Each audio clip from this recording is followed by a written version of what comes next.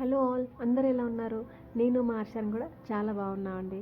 ఈరోజు మేము ఎక్కడికి వెళ్తున్నాం తెలుసా? మా కోతి బావతో కలిసి గానుగాపూర్ వెళ్తున్నాం, దత్తాత్రేయుడు టెంపుల్కి.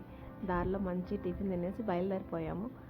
చాలా వర్షం పడుతోంది, బట్ అందరికీ ఆఫీస్లు స్కూల్స్ కలిసి రావాలి కాబట్టి టైం చూసుకుని స్టార్ట్ అయ్యాం సాటర్డే. సో దారిలో స్టాచ్యూ ఆఫ్ యూనిటీ చూసాము, చాలా బాగుంది. మా హర్షాన్ పాట కూడా చాలా బాగుంది.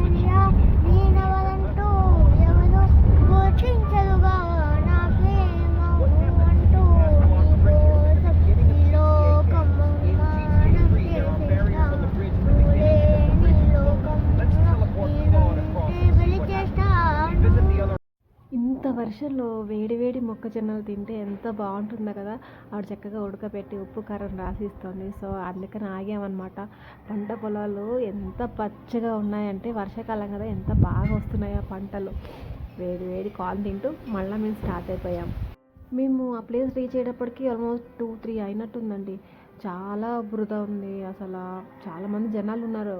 మేబీ నెక్స్ట్ డే గురు పౌర్ణమి ఏమో, సో చాలా జనాలు ఉన్నారు. బట్ దర్శనం తొందరగానే అయిపోయింది.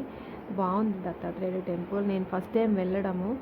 అండ్ పాపం పిల్లలు కూడా చాలా కోఆపరేట్ చేశారు. చాలా రొచ్చు ఉందన్నమాట. బట్ పిల్లలు ఏం పేచీ పెట్టకుండా వెళ్ళాం. అయితే నేను ఎప్పుడు చిన్నప్పుడు వెళ్ళాను అనమాట జట్కా బండిలో. ఒకసారి హర్షాన్ని కూడా ఎక్కిద్దాం, జట్కా బండి ఎక్కించాము. సో సాటర్డే కాబట్టి శనీశ్వరుడికి అభిషేకాలు ఏవో జరుగుతున్నాయి. మా వాళ్ళు కూడా చేసుకున్నారు. వీడు కాయిన్ నిలబెట్టడానికి ట్రై చేస్తున్నాడు. అండ్ అక్కడ దగ్గరలోనే ఇంకొక టెంపుల్ ఉంది, ఇది సంగం అని చెప్పి. సో అక్కడ గురు చరిత్ర పారాయణ జరుగుతోంది. అండ్ తర్వాత గుల్బర్గా వెళ్ళాం మేము. అండ్ ఇది శంఖం కొంటున్న వాడు నాకు ఏదో ఒకటి కొను అంటాడు హర్షాన్. సో చిన్న గిఫ్ట్ ఇచ్చిన వాడు హ్యాపీ ఫీల్ అవుతాడు. సో ఇది గుల్బర్గా దర్గా అండి, చాలా పెద్ద దర్గా. వర్షం పడుతోంది బాగానే. సో పిల్లల్ని కార్లోనే పెట్టేసి మేమే వెళ్ళాం అనమాట. పెద్ద దర్గా ఇది. అండ్ లేడీస్ లోపలికి ఎలా చేయరు. సో మా హస్బెండ్ లోపలికి వెళ్ళొచ్చారనమాట. పిల్లలు పేచీ పెట్టకుండా ఉంటే ఎంత దూరమైనా ట్రావెల్ చేయొచ్చండి. మేము రాత్రి వచ్చేటికి 11 అయిపోయింది. బట్ స్టిల్ పాపం పిల్లలు అయితే ఏం పేచీ పెట్టలేదు. అలా జరిగింది మా ప్రయాణం.